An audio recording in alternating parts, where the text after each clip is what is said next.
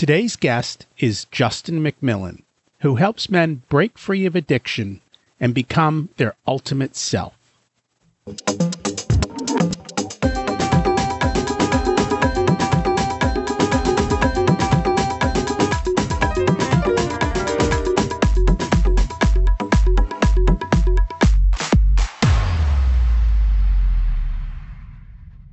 Welcome to Richer Soul, Life Beyond Money, the last baby step.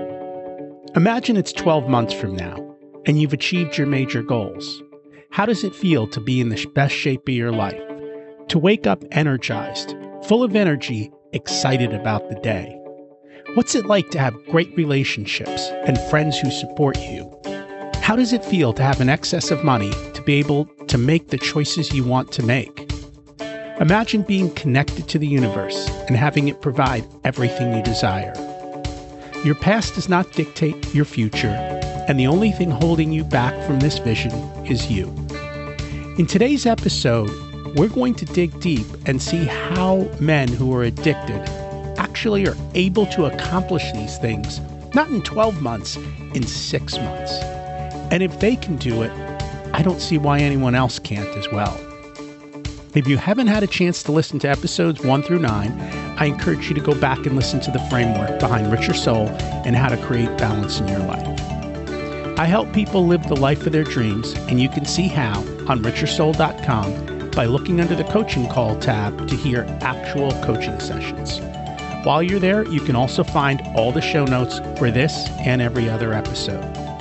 I've started to send out a monthly email, and you can sign up while you're there.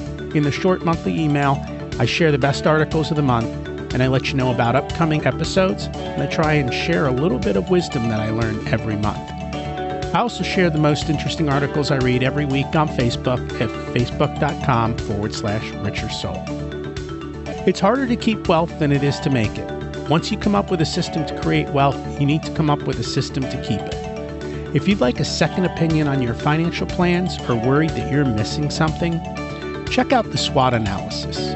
SWOT stands for strengths, weaknesses, opportunities, and threats. And you can see it at richersoul.com/SWOT. Did you know that 81% of people who have a gym membership don't use the gym? And the gym actually wants it that way? That's their business model. If you want to put time in at the gym or anything else, you have to put it on your calendar, so you do it. You also need to remove the small barriers that prevent you from going, like having your clothes laid out right next to your bed so that you can hop up and be ready to roll out the door, or having your gym bag packed the night before and ready to leave, with your water bottle ready to go. When you remove all these barriers, it's a lot easier to achieve the success that you want to have in your life. We all need help and we all struggle. Today we explore how quickly we can change our lives when we choose to do that, and when we have a great team to help us. We're going to be meeting Justin McMillen. He's a recovery advocate and treatment consultant who specializes in abstinence-based recovery and wellness. After years of battling personal addiction, McMillen muscled his way to a healthy, sober life. Set on helping others facing addiction, he established Treehouse Sober Living in 2008, and in 2013, he founded Treehouse Recovery, a male-only recovery partial hospitalization facility with locations in Southern California, Portland, and Oregon. McMillen and his team of treatment addiction counselors, team leaders, therapists, physical health specialists provide an innovative, medication-free process to treat addiction that's comprehensive, effective, and sustainable. Treehouse Recovery's innovative approach to addiction treatment focuses on the mind-body connection to build sustainable, healthy lives. Their 8 interconnected modalities work together to treat the whole person. The cumulative result is a highly effective program focused on healing the individual. At Treehouse, abstinence is simply the jumping-off point in order to sustain change. Men are encouraged to find the lives that they are excited to lead. The Treehouse team is a highly collaborative unit that works together to offer each client the most effective care available. Let's meet Justin and see how he helps men find lives they are excited to live. Welcome to Rich Your Soul, Justin. It's great to have you join us today. Thank you, Rocky. It's very good to be here. I really am happy about being on your show today. And I'm excited to chat with you as well. So we always like to start at the beginning. What was it like when you were growing up, and how much did your family and school teach you about money?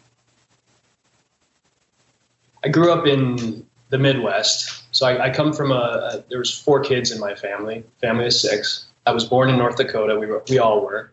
And the first 8 years of my life, I spent living in a small farming community. So you can imagine 800 people in the town, grain trucks driving around, a big elevator, kind of one street through the middle of town.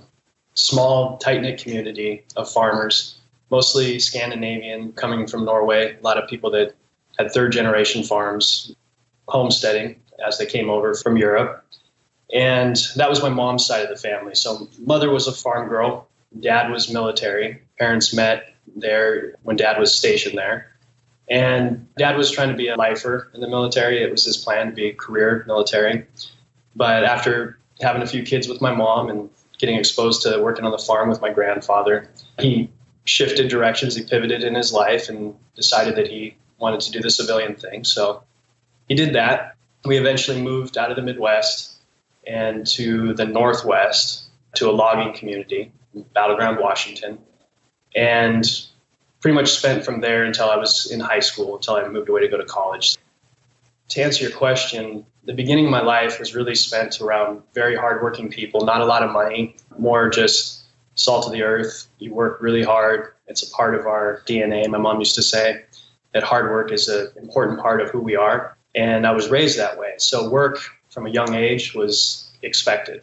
And it wasn't always connected to money, although sometimes mom and dad, when they knew they needed to give us money for various things, they gave us an opportunity to work for it. And so we were given lots of chances to work and to make money at a young age, as young as I can remember, when they had it or when they were able to. And then after we moved to Northwest, I started mowing lawns for neighbors, doing yard work, and I was able to make money that way. So I started to learn the idea of if you want something, you have to go out and work for it. And I was given opportunities to do that. So I've been working as long as I can remember, Rocky. It's just been a part of who I am. My whole family's that way.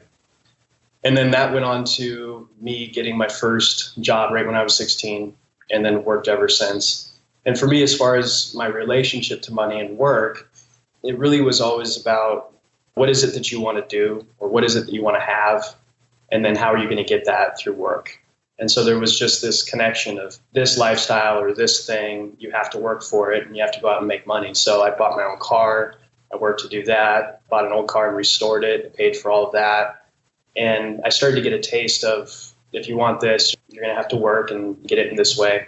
So budgeting and that sort of thing, it was not really about trying to, just make money for the sake of making money. It was more about making money to get what you want at a specific point in time. So that led to me late teens. I wanted to travel. So I did one job for a few months and saved up a bunch of money. And then I traveled for 3 months over in Southeast Asia, lived on a very tight budget. And really kind of, for me, money was always just a means to being able to have a certain life or to be able to do what I wanted to do. So it's always been a tool in my life. And then there was a period of time in my 20s where I was really kind of chasing money for the sake of money. And I never really got it. I never really made money doing that. And then I shifted my perspective somewhere along the way. And I started focusing on chasing mastery and being the very best at whatever I did. And I found very quickly that if I just worked hard and focused on being the best, or just being the very best, whatever it was that I was doing that I could be, that money stopped being a problem, that money always seemed to follow. And my current work and my organization I'm in now, or that I lead now, we follow that principle. We're focused on being the very best at what we do. And then through that, our needs are met and taken care of. So there's a certain amount of faith there, because it's really about just focusing on really driving hard to do what you love. And I found that in doing that, like I said, that our needs are met. So that's, I don't know if that answers your question completely, but that's how I see money currently. And the backdrop of how I was raised to kind of come to that. That's quite impressive. Were your parents intentional about trying to teach you that, or is that something that you kind of picked up and learned on your own?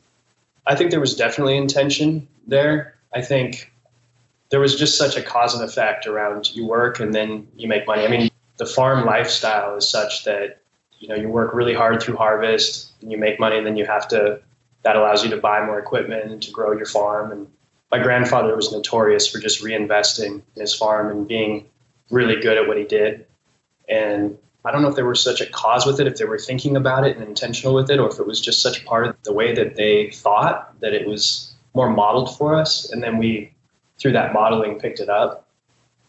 I think it was more just that we watched it happen and then we learned from that. And I always say, kids don't listen to what you say, they listen to what you do.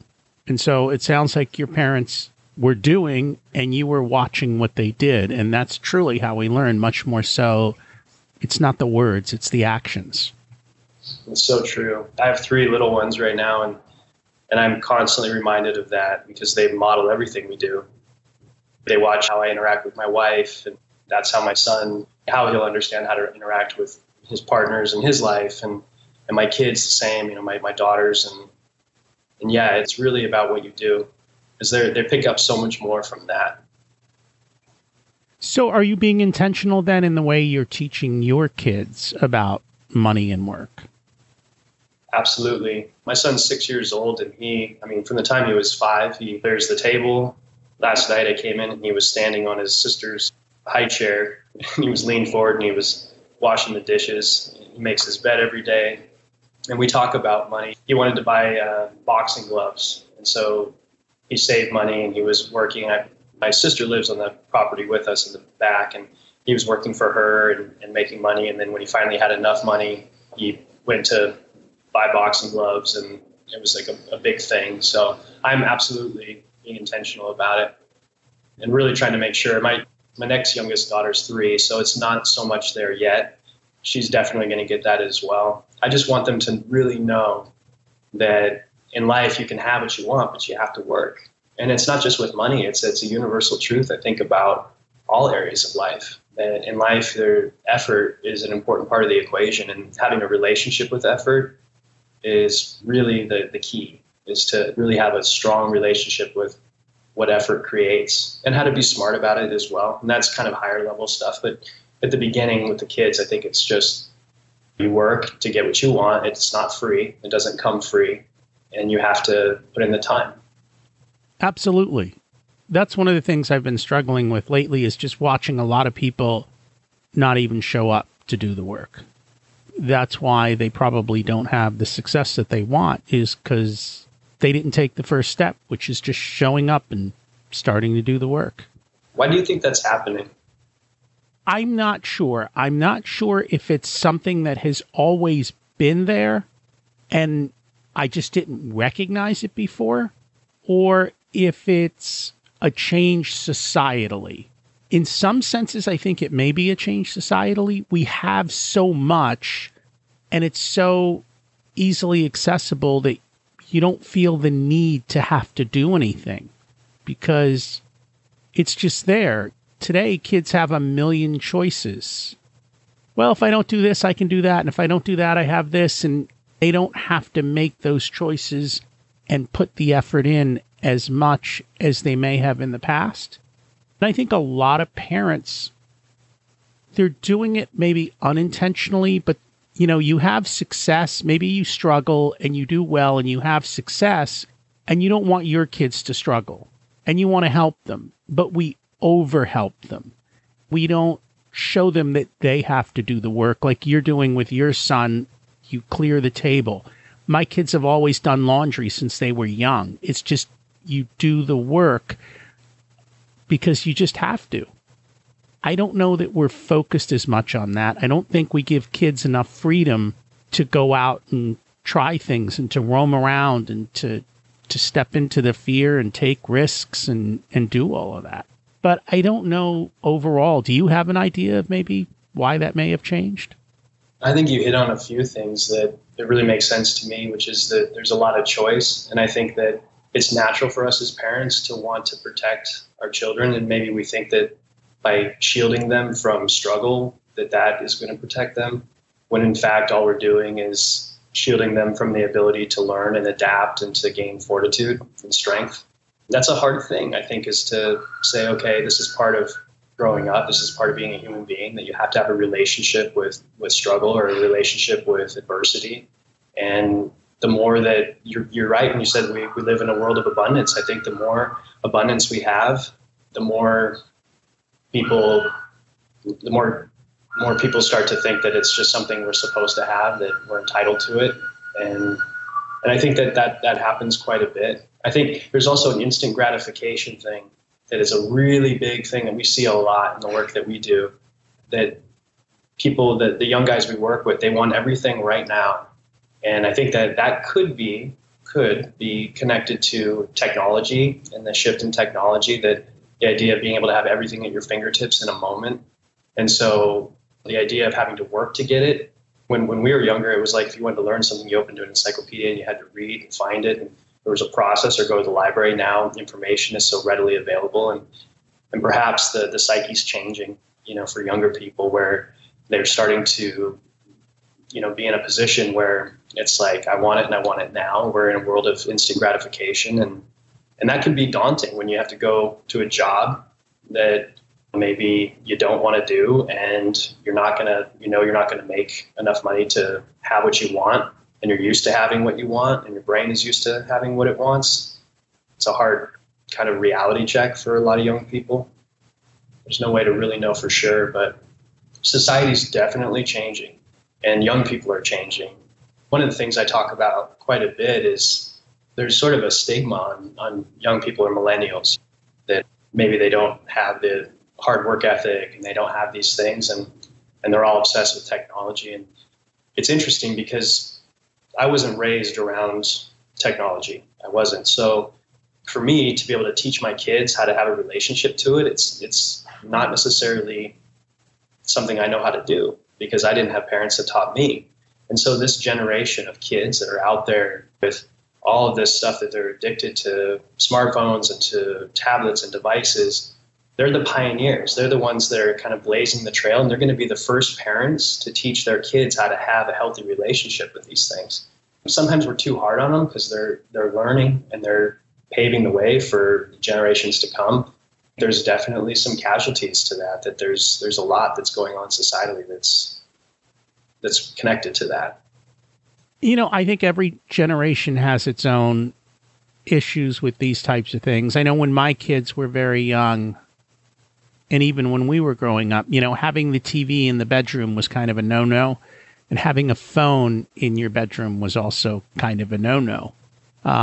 They were distractions and things. And today, I don't know how many, I think too often parents give their kids technology at a very young age as a babysitter, which is an issue, which was the same with the TV a generation ago.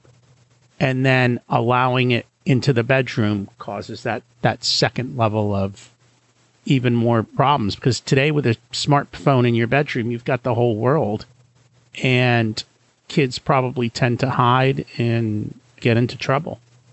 Yeah, absolutely. It's almost like having a third party in the room with you when you're there with, the person you should be giving your attention to. Correct. We'll kind of shift gears here, but everyone struggles with something, and you help people with addictions, but you do it quite differently. Can you share a little bit about Treehouse Recovery and what that's all about? Treehouse is an all men's addiction treatment center, so we only deal with men, and we're here in Orange County or Southern California and in the Northwest as well. And so you mentioned that it's different, and that all connects to the show and what you're about, and really about the bigger picture, which is human beings, health, and finding the best version of yourself. That's the space that we come from at Treehouse. We're not out just to help a man to become sober, to not be sick anymore, not be addicted. We're there to help a man find the best, greatest version of themselves. There's a lot to that, as you know. It's not just about not being on drugs, or it's about all the areas of your life, how healthy and how strong you are in all the different areas, whether that be socially or emotionally or physically or psychologically. There's several different areas of a person's life that have to be addressed when dealing with addiction. But in our situation, we're focused on optimizing and we're focused on maximizing an individual's potential. So in some ways, it is traditional treatment, but the why, as far as what our organization, why it exists, we exist to better the world by helping men to find their purpose and to truly become the greatest versions of themselves that they can be. What I have found is that most people don't know their purpose. Some people have an inkling, but very few people have a written, clear, defined plan of what they want. I think that causes the issues that they face. How do you help people figure out their purpose? In order to answer that, we have to look at what our demographic looks like when they come into Treehouse. So these are individuals who are very sick. They've typically been isolating. Their body is in complete disequilibrium. Socially and emotionally, they're completely unhealthy. Because we start from the ground up and we kind of rebuild these people from the ground up in all areas, what you find, and we do this over the course of 5 months. So what happens is when all the other areas of life are sort of aside and a person's able to just focus on the basic things about who they are, at the end of it, they're left with, well, okay, I'm strong physically, I'm strong mentally, I'm very healthy emotionally, I've got strong social bonds. And then the next step is, what do I want to do with this? That question ends up coming up in the end. And really, with all the distractions of life sort of being pulled away, you have guys really looking at fundamental, foundational questions about their existence. Who am I? What do I bring to this world? What do I want to do? What do I want to contribute? That is how we help them find their purpose. So a reboot from the ground up in all different facets of their life. And then through that, they're left at the end with a question, what do I want? That comes down to, okay, what can you do that's going to maintain all of these things, that's going to keep you in this state of happiness and feeling good in all areas of your life? What can you do that will also maintain that? And what you find is that things related to people going out and bettering the world around them, human service, these sort of things is a lot of what comes up. That's why a huge portion of our graduates work in fields that are connected to health and human services.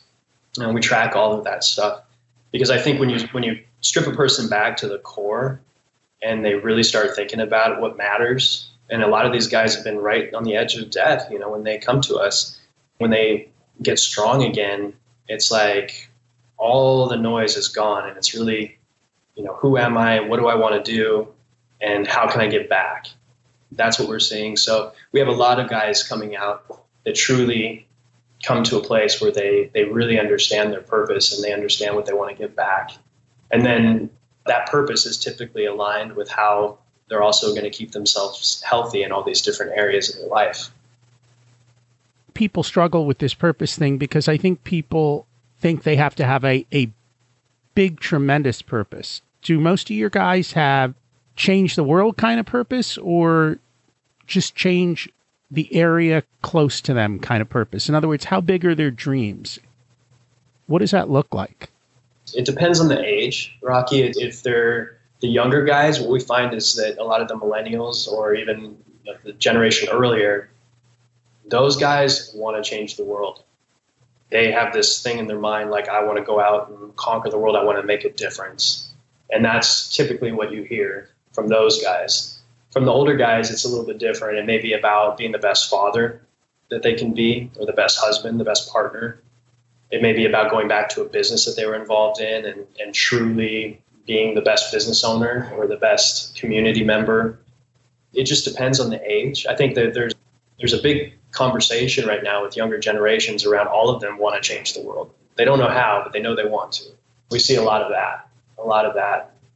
That can be part of the daunting thing too, because they want to do that and then they have to go get a job at Starbucks or something, and it's like, how am I changing the world? And we tell people it's really, I mean, and they see it here, it's about bettering the world around you wherever you can. That's me. That's my part of my purpose. For them, it can give them a sense of they can do that and they can start doing it on a grassroots level and it can grow from there. Sending 100 people away in the morning with a good cup of coffee is changing those 100 people's world, especially in line at Starbucks. Yeah, I was thinking about that the other day. I think a lot about community and team in what I do and everywhere I go. And there's a coffee shop that I go to near my house. I know everybody's name there, and they've made a point to learn my name and all the customers' names, and they all have personalities. It's interesting how that simple connection in the morning can brighten my day or brighten the rest of people's day. They always encourage people are talking in the line, and you're starting to get to know the neighbors. There's community building that's happening there. It's really beautiful. I was talking to the manager about it and just saying, I don't know if you do this on purpose, but you're creating community in our world here. And she was laughing and she's like, well, I just think it's important to learn people's names. And I said, well, it goes beyond that, because I know when I come here in the morning, you're going to say hi to me. You're going to smile. I get to step out of my world for a second and just be a part of your world and a part of this world here in this environment. Yeah, there's community and connection, and which is something I think in our world today that is missing a lot. That's a big part of what we teach at Treehouse, is the idea of really developing strong social bonds to develop a sense of team or community in all areas of your life. We do that a lot of different ways.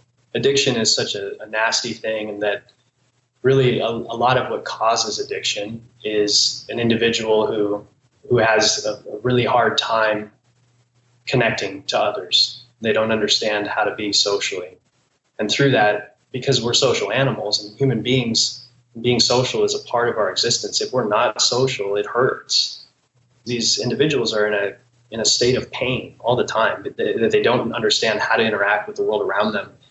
With that pain, that over time, there's a desire to evade. And then drugs becomes an answer to that. Well, the problem with that, Rocky, is that drugs create a malfunction in the part of the brain that is largely responsible for human connection. So the very thing that causes them to, the pain that they have that causes them to start ingesting drugs, and this is just one reason, there's many reasons, but actually makes that pain worse, which causes them want to ingest more drugs. And so through that, the person just gets more isolated and more sick. So at Treehouse, we teach the idea of the importance of community. And one of our goals is to get these individuals to start seeing the world as a team and seeing society as a team and seeing, everywhere they go, they're on a team, whether they're at work or whether they're at home with their family, that everything can be a team. And that a team, the idea of a team is that there's a goal, there's a purpose, a collective purpose. So in Starbucks in the morning, maybe the team would be, hey, we're all just here trying to live life and want to be a little bit happier today.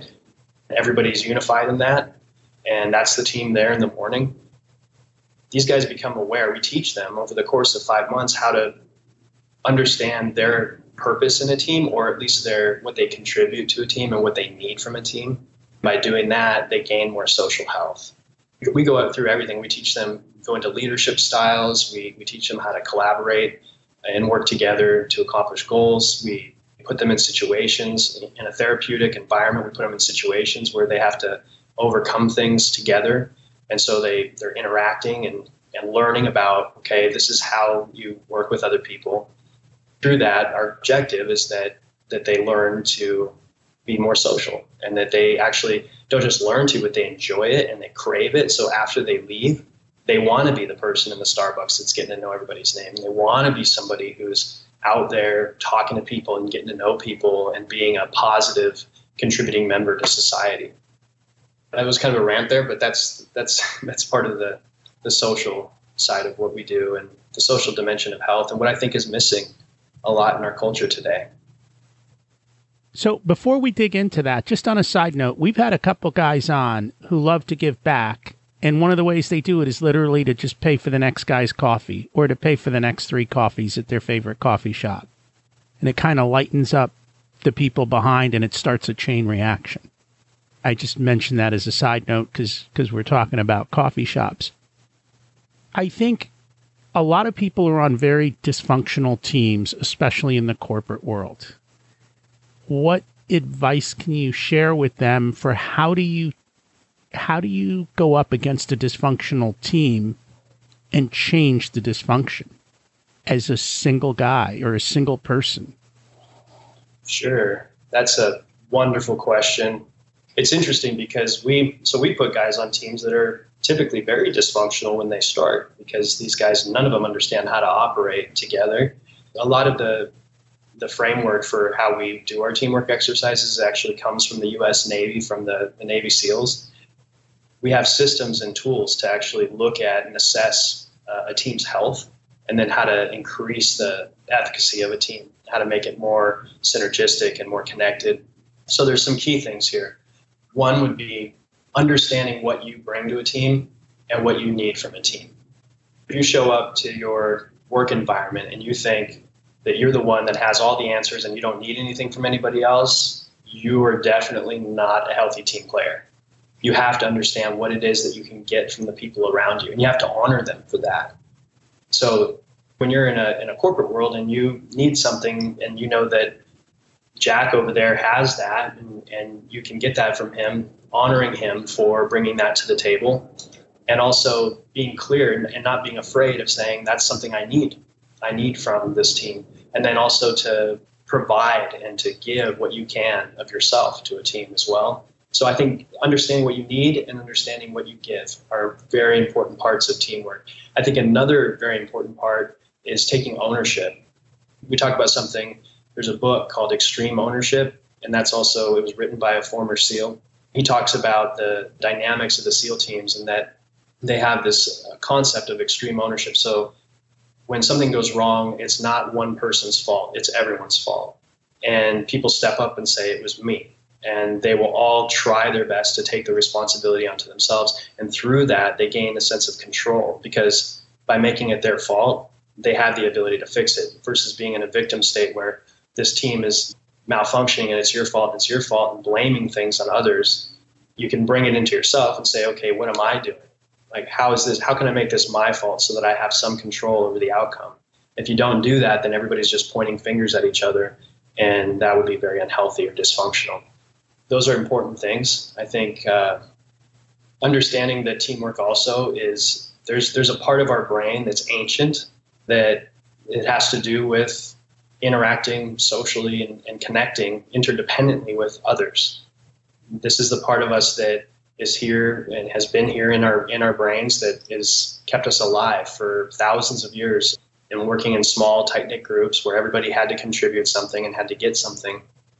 If we understand that we're built for that, and we understand that working collaboratively is part of who we are, that it can also make it easier, because you can start to see the world that way. Okay, we have a common goal. In the case of historically with man, it would be survival. In our situation, let's say it's a corporate thing, we have to get something done. And we all have to understand that it's actually natural for us to work in this environment, and that it's not about independent, it's about interdependent. And that if we work together, that we can accomplish so much more. And that on a team, it's hard for one person to fail, because the team is, typically the outcome is really a measure of the team as a unit and not an individual.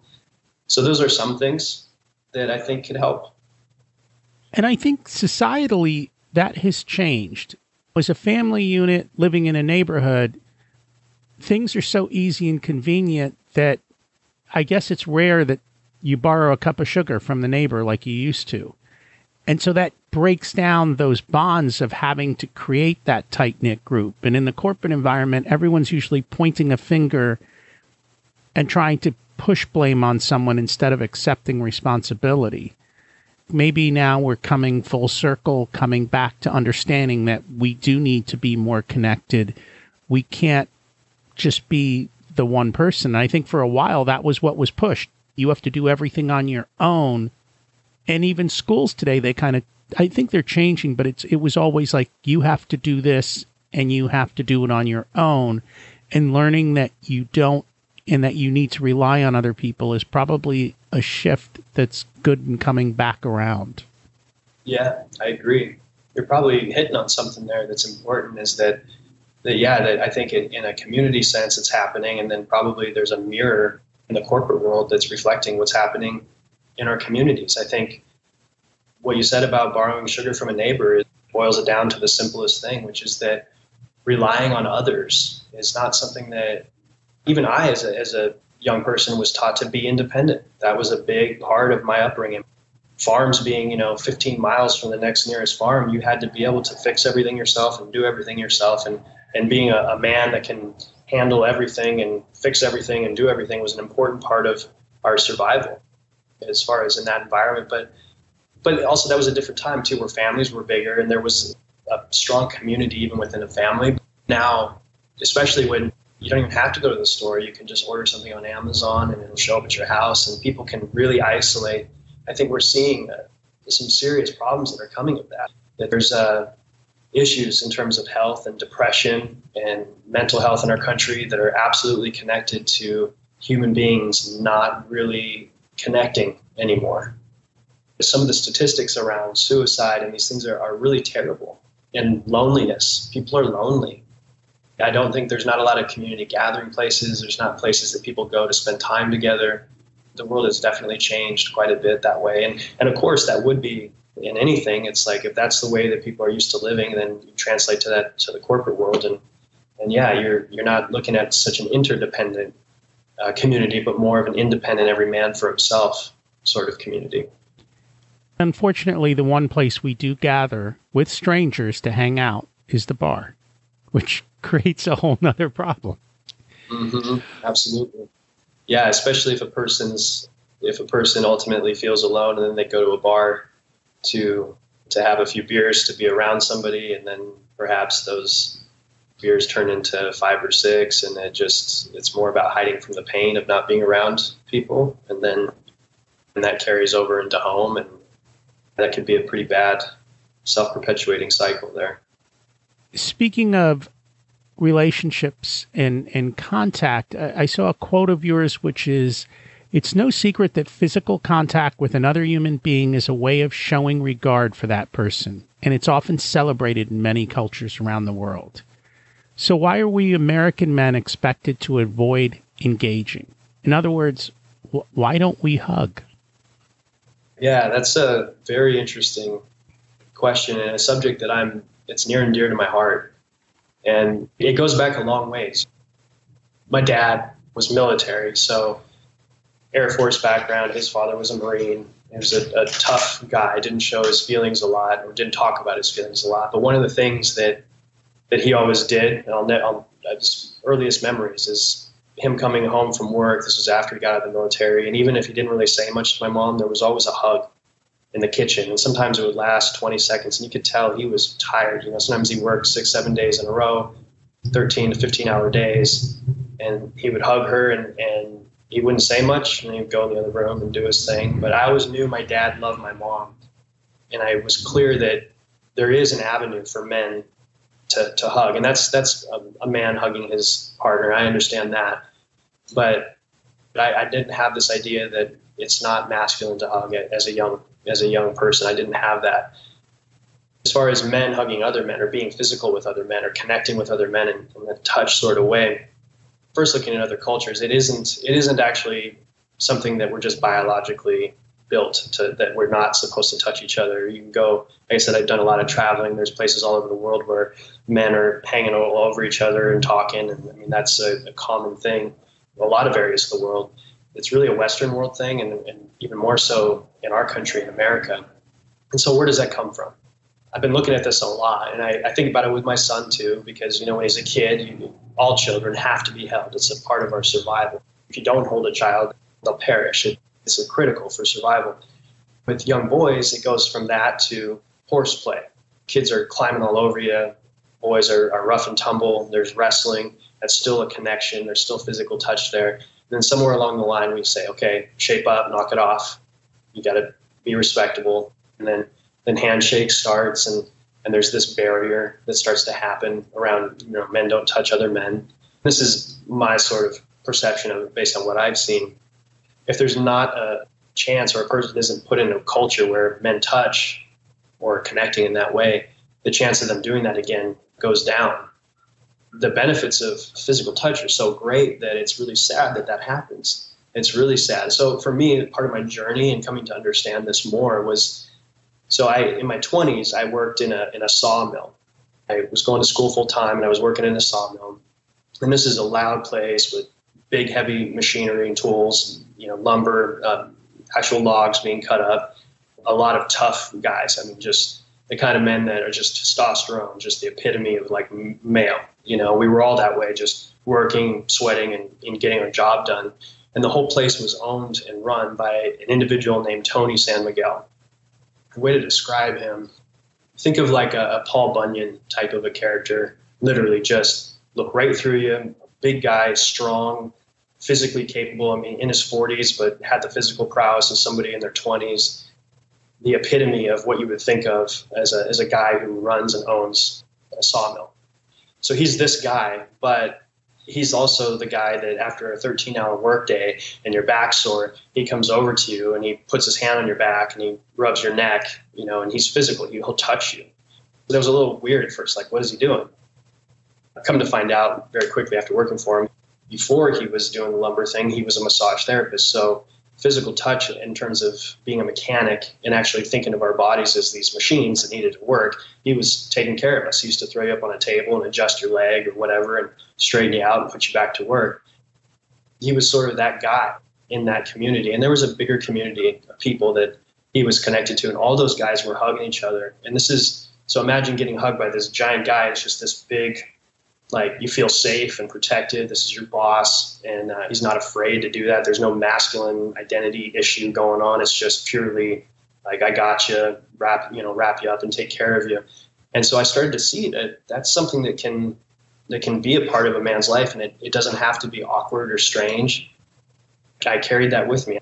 I hug people. When I see him, I'll grab them. I mean, typically not the first time, but once I get to know somebody, that'll happen. And in our culture, even at work, I mean, the guys are all very physical, whether it be hugging or just horseplaying or whatever. There's a lot of physical touch.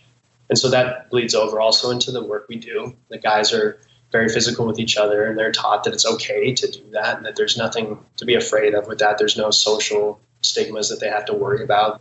It's an amazing tool too, right, Rocky? Because I could sit here and tell you all day long that you can trust me and I trust you and that you're safe with me and all these things. I could say that to you, but grabbing you and giving you and squeezing you is a way for me to tell you all of that information in 4 seconds. I can communicate all this stuff to you. Even with that, I can actually change your physiology by doing that, because by hugging you, I'm raising your oxytocin, which is the chemical and the neurotransmitter responsible for feeling safe and comforted and warm. I can lower your heart rate. I can lower your cortisol and stress, all just with a hug. So it's part of what we do, and it's I think it's important, and I think it's also a reflection of the fact that it doesn't happen so much. Is more of also a reflection of the disconnection that's happening in society today. I think a lot of men struggle with that. There's probably a lot of guys who, if they're touched, freak out. Even just going for a massage is something they won't do because they're just afraid of people touching them or another man touching them, I guess. I don't know. Well, actually, in that case, it's even women, because a lot of times the masseuse may be a woman. I wonder why that is. Yeah, it could be social stigma. It could be, I'm sure there's a lot of reasons, and it could be trauma too. It could be that something bad happened to that person and that they are very uncomfortable being touched. But you could take anyone, unless they were really deprived as a child. If you were to take anyone and rewind back to when they were a kid, chances are they were just like my son or like I was when I was little, and grab and hold of people. They were being held as a child. They were feeling that comfort and warmth. So it is part of who we are. It is a part of our makeup. It's just somewhere along the lines it changes. It's funny because it doesn't take much to make that shift. It's really just a leap of faith, and then when you do it, it feels nice. And the great thing is you send that message to the other person, and so then maybe they do it with somebody else, so it's contagious. It spreads. People start being more physical. The opposite of what we've been talking about, which is social disconnection, starts to happen. People start to really connect again. Absolutely. Speaking of physical, one area that you also focus on, and one that we all don't want to hear about, are the two dirty words, diet and exercise?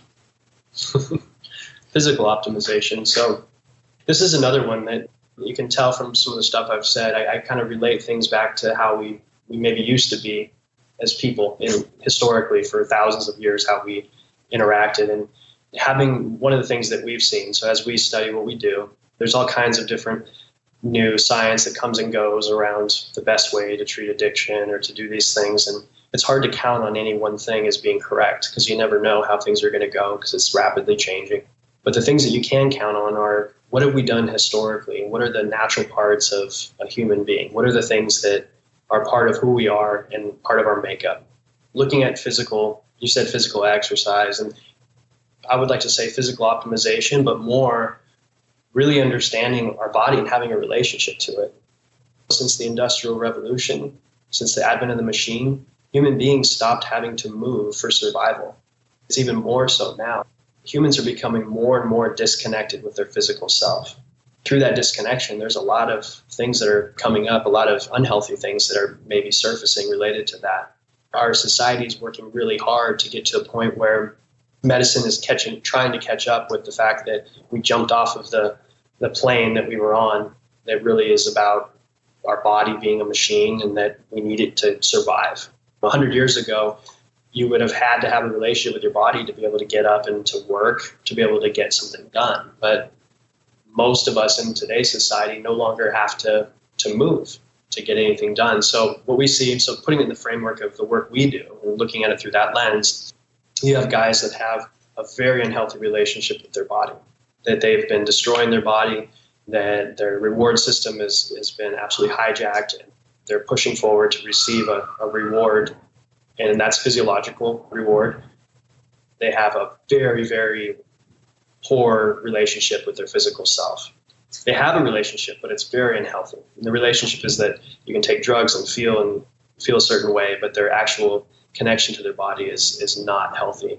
And so one of the things that we do is we get them back to as much of a natural state as possible. So how can we get this person physically active in a way that promotes the highest level of health? And so redeveloping a connection with the body, understanding that our bodies are a machine. It's a vehicle that houses our soul, perhaps, right? That it's a machine and that it's a product of chemistry, and that what we put in it, the fuel we put in it, affects the way we think and affects the way we live. Our relationship to it is critical for our survival. If you come from this space of just consciousness or as a soul living in this body, our body is our tool to interact with the world around us. And if we don't have a relationship with it, or we don't allow it to be thrive and be healthy, then it limits our ability to interact in the world and having relationships with everything, with other people, with the natural world, with everything. So having a healthy connection with a person, with one's body, is critical for health. And that's proven through time because genetically we're very similar. We're probably almost identical to all other generations before us. But the big difference is that our environment changed and we all stopped moving. We all stopped moving. And so what we've discovered at Treehouse is that by reintroducing movement and physical activity and a healthy connection with the body, that a lot of the other psychological issues, emotional issues, even social issues start to dissipate and actually become lessened. And so yeah, physical activity. So don't even think just going to the gym. It's being outside. It's having a relationship with your body, understanding that your body is the best tool you have to interact with the world around you and using it for that. And realizing that, you have the ability to change the way you feel because these are interdependent systems. So our emotions and our neurochemistry are absolutely related to our they're part of our physiology. And our emotions a lot of times are predicated by our neurochemistry. So if we have the ability to move and change our physiology, we can change the way that we feel. There's an empowerment that happens in that because some people believe that the way they feel is just the way they feel. That's actually not the case. You can feel sad one day and you can do something physical and you can actually change the way that your brain is working and you can feel differently. And that's a very empowering thing, especially for somebody who's struggling with substance abuse, but it's powerful for all of us. If we all can understand that you don't have to feel bad, that you have the power through action to change the way you feel, that can be a very empowering thing. It doesn't mean you have to go lift weights. That'd be one way to do it, but it's really just about being physical and having a relationship with your physical self. Beyond lifting weights, what mechanisms or what kind of routines do you do? Or is it just as simple as walking, or is there more to it? There's more to it. I mean, without going into program specific stuff, we have guys that after coming out of our program, they get really serious about running or swimming or surfing. I mean, we're down our Orange County locations down by the beach. There's a lot of guys that go out in the water and surf. But really what you find is it's something similar to like a child in that I want to go play, right? I want to go play. I want to be outside. I want to do things. I want to move. We build the foundation for that because they train so much physically while they're in a program, so that when they leave, they're hungry for that. They want more of that. And it's not necessarily training. It's just feeding that part of them that they learn to love, which is their body interacting with the world. And that could be a hike. It could be a run. It could be a walk. It could be intense exercise, or it could be very, very casual exercise. It could be golfing. It could be walking on a golf course for a day. It could be anything. It could be even meditating. I mean, that's very passive, right? But there's an understanding of the physical body that's happening through meditating and mindfulness, being able to check in with the body and just have a relationship with it. That would be, boiled down to a very simple level. But people who have a connection to their body typically they don't feel as though they're just a victim to their emotions, that they believe that they know they can change the way they feel through action. An example of that that's not necessarily so physical, it's physical, but it's not rigorous physical activity, would be, say, mindfulness. If a person is aware of how their body feels in a certain state and is able to think through it without judgment and be aware of it and present in their body, that's also what I'm talking about when I say physical optimization. It's just having a connection with your physical self and being aware of, I feel in my body.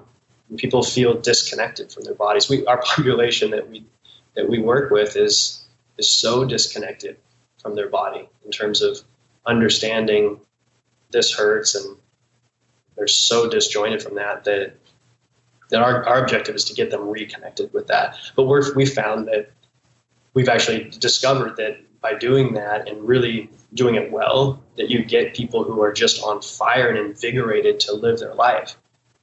Imagine, as I said, you got somebody who's so socially optimized that they want to be around people and they have that vibrance and that light about them where they're going out wanting to connect and be close to other people. And on top of that, they're also somebody who's physical and loves to play and be in the environment. And they're also emotionally and psychologically healthy, and they have a desire to go after their purpose. And what you have is the kind of person that you want to be friends with, the kind of person that you want as your neighbor, the kind of person that you refer to as, this guy is really amazing. He's got something special about him. That's the kind of guy he is. And that's what we're seeing as outcomes. It's interesting because you're taking people who are essentially broken at this point, who've got addictions, and within 6 months, you're turning their life around dramatically.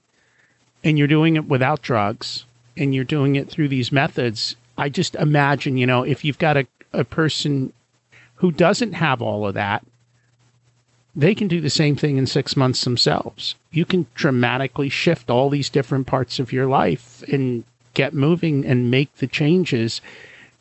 There's no reason not to. There's nothing holding you back but yourself. Yeah, absolutely. And it's funny because when I tell people about our program, a lot of times they say, "Oh, I wish I could do that," and they don't have any issues with substance abuse at all. And I think that the reason that happens is because we're speaking about something that's very universally true. It's what Rich Your Soul is about. It's about people living a good quality life, one where they want to show up every day and they're excited about who they are and what they're doing. And that's the space that we come from. We don't look at it like, oh, this person is sick and they're disabled necessarily, and that our best case scenario is that we're going to get them to normal. No, we're looking at it like, how do we turn this individual into the most effective, powerful, happy person that we possibly can? And we could put that in any platform. You could put it in coaching. You could put it in any different arena, and it works because all of us want to be happy. We all want to have amazing lives. We all want to feel good. And there are definitely areas in a person's life that you can focus on, that we can all focus on to be healthier. I see it as clear as day in the work I'm doing and that we're doing is that you got to be socially connected. You got to be healthy socially. You have to have strong bonds with other people. And you have to have a good handle on your emotions. You have to understand what makes you work. We all have to understand how we work emotionally, how to use that as a tool, even as a driving force, and to not let our emotions rule us and destroy us or destroy others around us. And we have to have a connection to our bodies, and we have to have a vibrance about us and be aware of who we are physically. And when you have all of those things in place, and many others, really, you can live a pretty amazing life. Let's touch on the emotions part, because we haven't done that. What are the emotions that hold us back, and what are the emotions that will propel us forward? Fear is an emotion that'll hold somebody back. Fear to a point where it takes over an individual in a physiological way. So having a clear understanding of fear and what the role fear plays in your life is. Adversity, a relationship with adversity. So life is not very easy, and how we deal with adversity is important. I mean, that's not an emotion. I guess that's the cause, but our relationship to adversity and how we can navigate through that and grow through that is an important thing as well. Other emotions that hold us back, I would say fear, anger. I think it's more about whether or not we allow our emotions to get the best of us, and whether or not we consider our emotions to be actual reality. Because emotions can change from day to day, but your reality really doesn't. And if you start believing that everything you feel is actually the reality of the situation, then you start being a victim to your emotional state, which can change from day to day. So understanding how to see your emotions and be aware of them, and to navigate through them in a way that, or to work with them in a way that doesn't hurt you, but actually is positive, I think is important. And mindfulness is great for that. Watching, being aware of your emotional life, being aware of what's going on inside. Those things are very important. But I think fear is probably fear and anger. And that's really kind of just emotion taking you over to a point where it even takes you over on a physiological level and can be really destructive. And both of those emotions do have strong physical manifestations. How does the average person, when they're feeling fearful or angry, overcome that in the moment? So both anger and fear, this would just be a simple tool. So let's say that you're driving in traffic and someone cuts you off and you get extremely angry. One, noticing it. So stop and just notice how you feel and what's happening to you physically. And then two, taking action. And taking action would be breathing. And so the simplest thing that we have, it's something that we do naturally, but it's also something we can control. And it's one of the easiest ways for us to calm ourselves and relax ourselves. So simply stopping and taking 5 to 10 deep, slow breaths actually affects the vagus nerve and calms us and relaxes us. So that's a very simple way to deal with anger or even fear. Because in fear, fight or flight process can kick off, and the same thing happens. You get shortness of breath. Stopping and being aware of breath, recognizing the emotion first, so you're aware of it. So I see this happening. It's happening. It's coming to life in me, and then breathing through it can actually allow that to subside. That's dealing completely with the physiological mechanism of fear or anger. So breath would be one way to do it. Another way could be through physical activity. So a lot of people describe, I talk to guys about anger, and they describe it as this power, this emotion that's so strong inside of them. And if a person can learn to have a constructive sort of use of anger and fear, being able to constructively use that and channel it somewhere into something, that can be powerful as well. So let's say that you're upset and you're angry, learning how to channel that force into something for good, or being physical. I mean, that's another example. People who are very physical typically don't have the same anger outbursts because they have a little bit more control over their emotions. And and their overall physiology. So being physical as well. Yeah, I think the hardest part is in that moment, just be aware and to kind of snap out of it and take the moment to do those things. We get carried away sometimes. Are there any areas that we haven't touched on that we should? Something that came up for me just listening to your show the other day that I got to thinking about was time and time optimization. It's funny, so I just wanted to share this with you since I had a chance to talk to you here. You mentioned something about looking at money in terms of cash flow statements. And I thought that was really interesting, like being able to step back and look at money and go, okay, this is what money is coming in and what money is going out, and then actually looking at that and going, do I want to be spending money where I'm spending it, and making adjustments based on that. And I was thinking about that related to time, because somebody said, I'm spending my time here. And one of the things that I focus on personally is how do I optimize my time? Thinking about that, I've gone to a level in my life where I look at time and I assess it based on units, like moments or hours, I guess, and look at it from a week standpoint, like 1 week period, where am I spending my time? And then I make adjustments based on that. And it was interesting because I felt like your comment about cash flow statements and looking at life in that way, or money in that way, was similar to how I see time and optimizing time, because I'm constantly looking at, okay, where am I spending my time? I'm very aware that it's not the same as money, because we don't know how much we have and it could run out at any moment. So for me, it's very important to look at time and to think about that. And yeah, so I was thinking about that the other day when I was listening to your work or your show, and wanted to bring that up. Your way of saying that in terms of not budgets, but cash flow was really interesting. This is the one thing I've learned in talking with so many people, is that the same principles apply across everything. Whether it's nutrition, essentially you look at your body and you do the equivalent of a cash flow statement on your body, what's coming into your body and, what is going out of your body, in the sense of what are you burning through exercise and energy, and what are you putting in, and balancing that. It comes to fruition with time. It comes to fruition with money in all these areas. And with time, we talk a lot about creating systems. So if you're constantly doing things over and over again that aren't bringing you value, how do you put it into a system, or how do you get rid of it and take control of your time? Because as you said, that's the one thing that you really can't control, and it's something you can never buy back. So I think it's something that unfortunately we don't focus on enough, and we probably need to put more focus on our time as we do our money, because it's a very valuable commodity.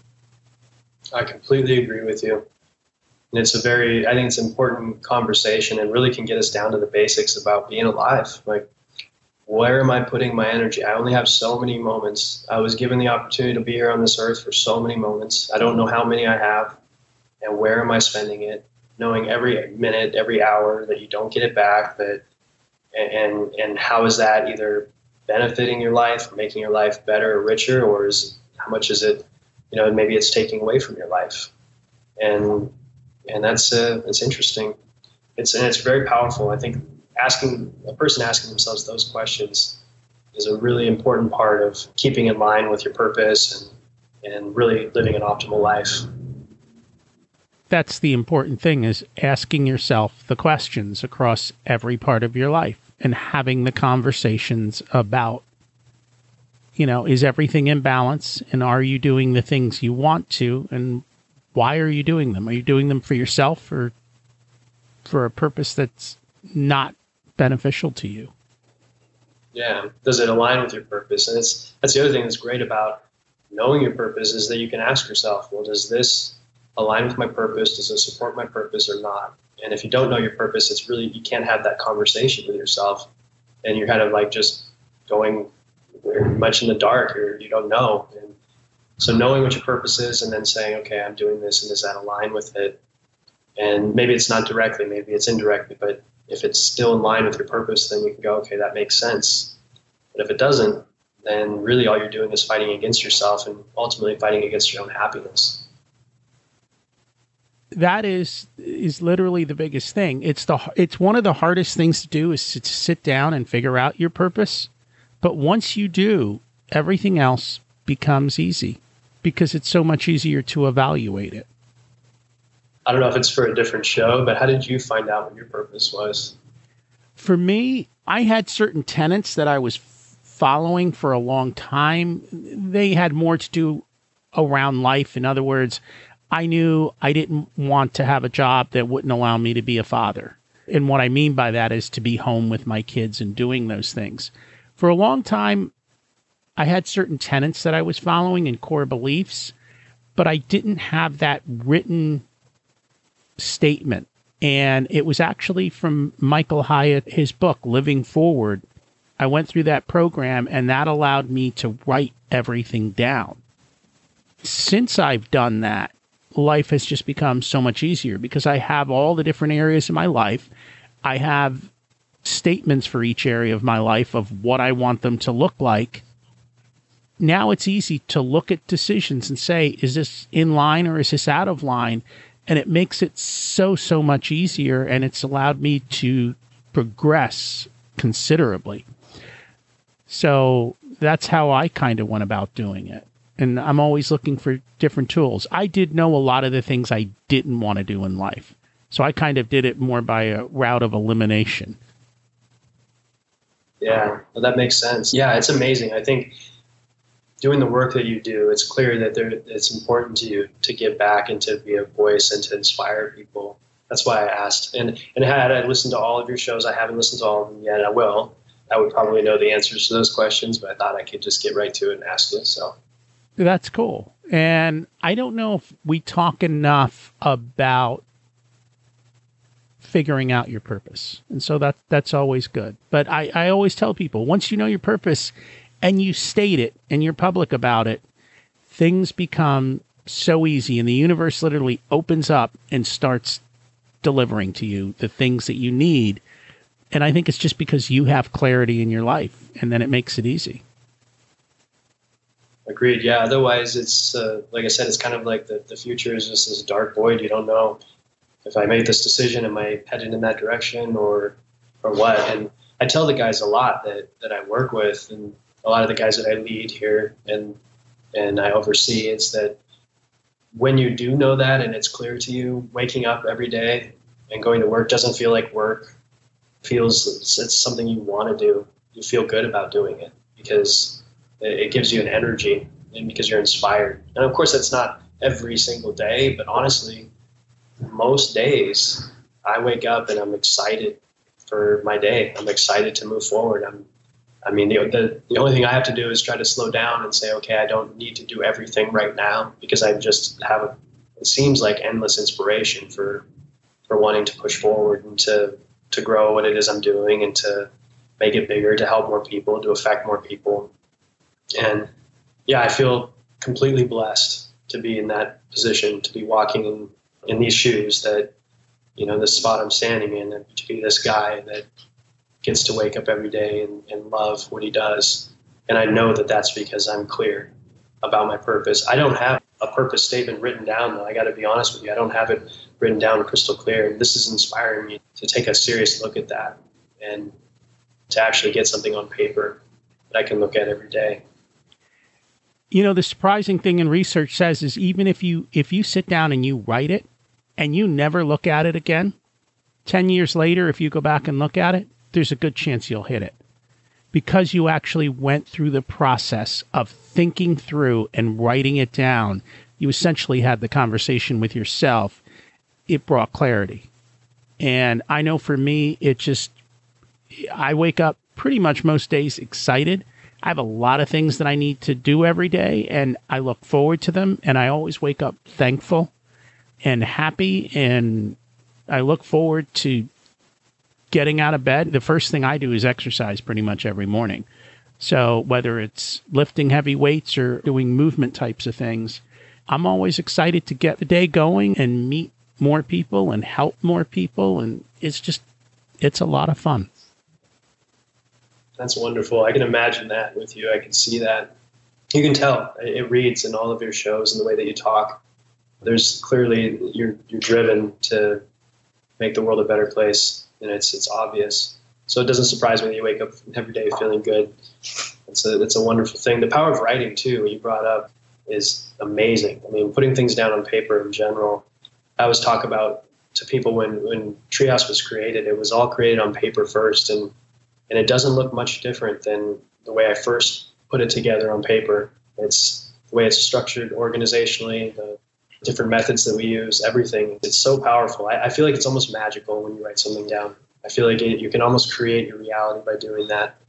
And I oftentimes will go to that. I'll sit down and write something out to help me to understand something better. And I found even that writing about it as though it's already happened helps it to be real. And there's a lot of tools around that sort of thing, I'm sure you know, but that's a big part of my life is writing, which is funny because, again, actually physically writing down my purpose it seems like it would go hand in hand with that.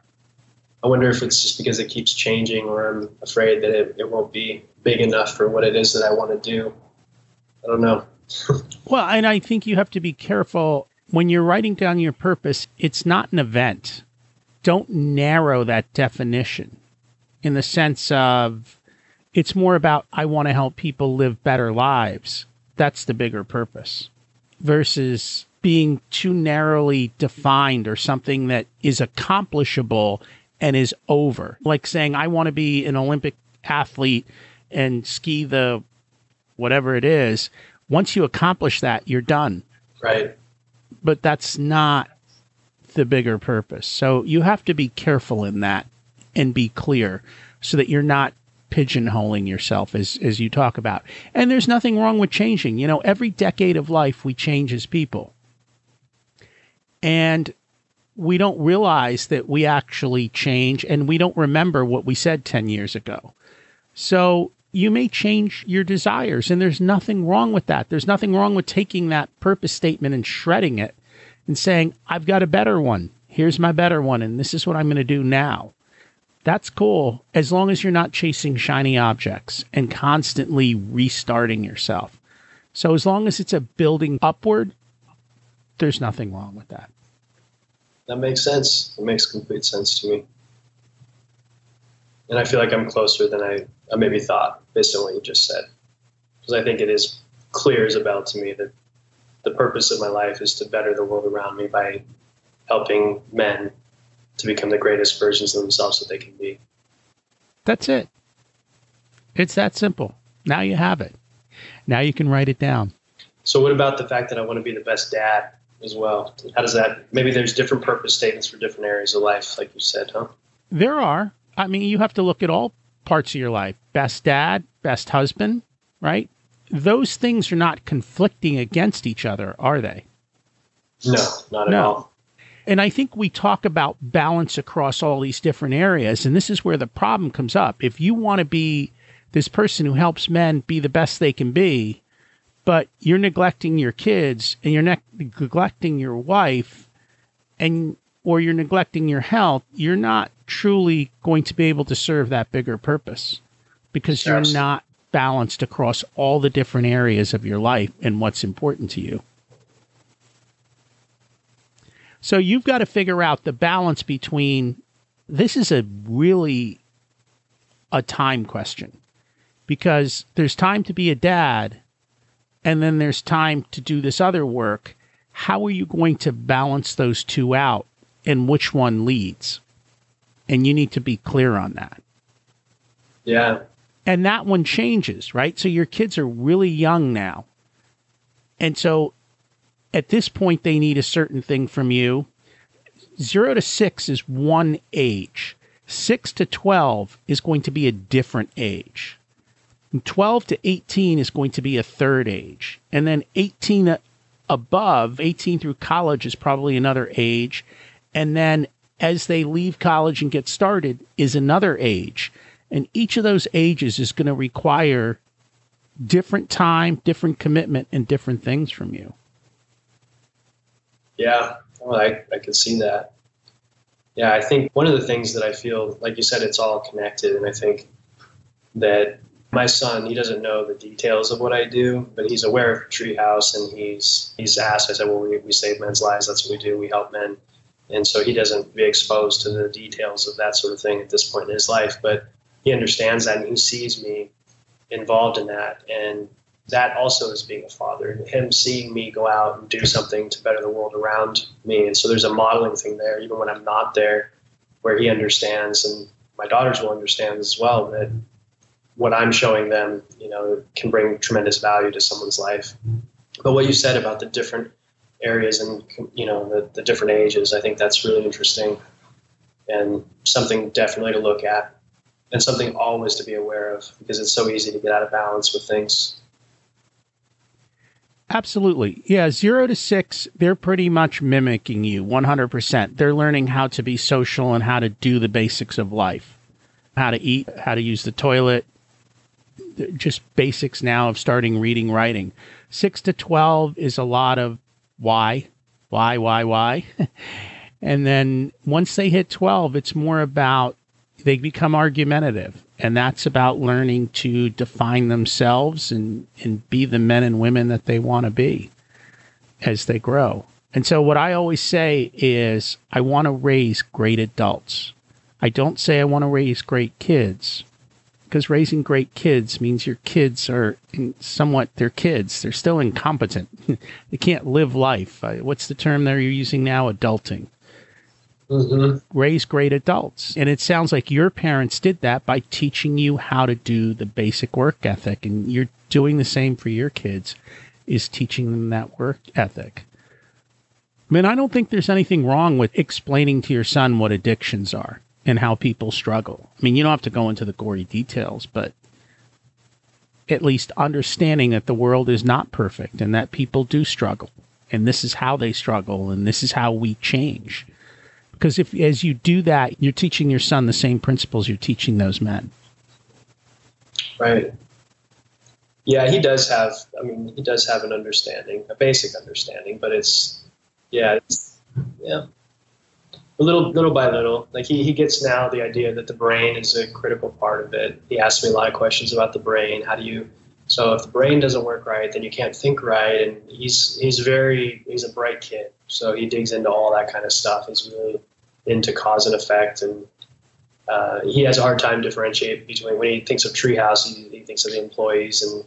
And so he, it's tricky for him to understand sick. And then he sees these healthy people that are running things, and then a lot of our guys are very healthy as well. So yeah, but over time, for sure. He will grow and learn, as will your other kids. But just make sure you're there for him, because you only get 18 years. And that's not a lot of time. It goes faster than you can imagine. Yeah, this first 6 has gone by like a flash. You get 2 more 6s. Right? Yeah, that's crazy to think about. 30%, 33% is already passed. Yeah. You're getting me nostalgic right now. Hey, that's fine. Anything else we should talk about today? No, I think this has been a wonderful conversation. I've really enjoyed this very much. And I really like what you're doing. So thank you. Thank you for all that you do to help others. If people want to find you and connect, what is the best way for them to do that? Easiest way is you can just in Google type in www.treehouserecovery.com. You can find me all through that. Check out our blog. You can read about what we do a little bit, and you can find me through that. You can also find us through treehousenorthwest.com. I will put links in the show notes for everyone. Thank you so much for joining us today. Thank you, Rocky. Have a wonderful afternoon. If you know someone who has an addiction problem, I encourage you to check out treehouserecovery.com and Justin's work. Many times, people with an addiction have high relapse rates.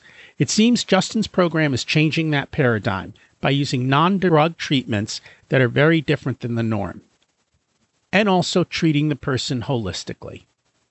After the episode, we chatted for another 40 minutes about some of the research he's doing. I look forward to having him back once he's finished and can share the results with us. It is amazing that these guys can go from being addicted to a strong place in life within 5 to 6 months. One of the reasons they can is that they are surrounded by a team of people who are there to help them create success in every part of their life. I'm sure you're probably in a much better starting place than they are. What do the next 6 months hold for you to make dramatic transformations in your life, and who are you putting on your team to help you create that success? Today's action step: ask yourself the question of why in every part of your life. Why are you doing what you do? Why do you believe what you believe? And is it serving you? Is there someone you know who could benefit from what we talked about today? Please share the episode with them. I would appreciate that. Thanks for listening. You can always contact me at Rocky@RicherSoul. I'd love to hear how you're doing and how the information I've shared has helped you. Have an abundant week.